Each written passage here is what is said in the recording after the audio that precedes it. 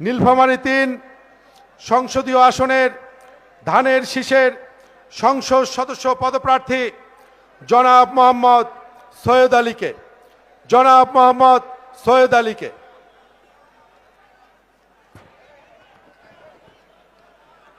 বিসমিল্লাহির রহমানির রহিম।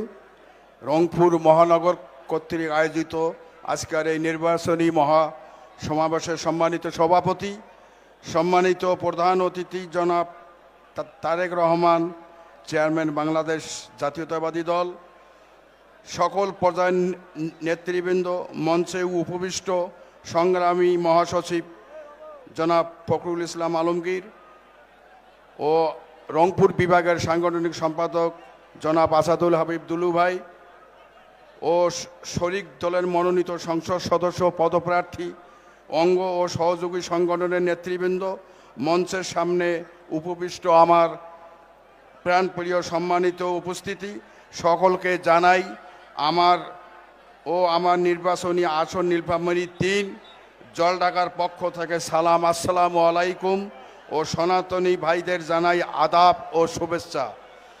আমি শুরুতেই আমার পার্টির চেয়ারম্যান জনাব তারেক রহমানকে জানাই কৃতজ্ঞতা, আমাকে জলঢাকা আসনে ধানের শীষ প্রতীকে ভোট করার সুযোগ দেওয়ার জন্য।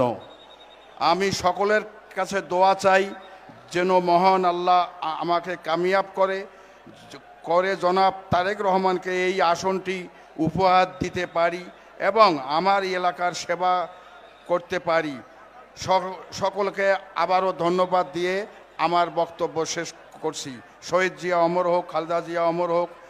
পার্টির চেয়ারম্যান জনাব তারেক রহমান জিন্দাবাদ। মঞ্চের সামনে আপনারা যারা আমাদের ব্যারিকেডের উপর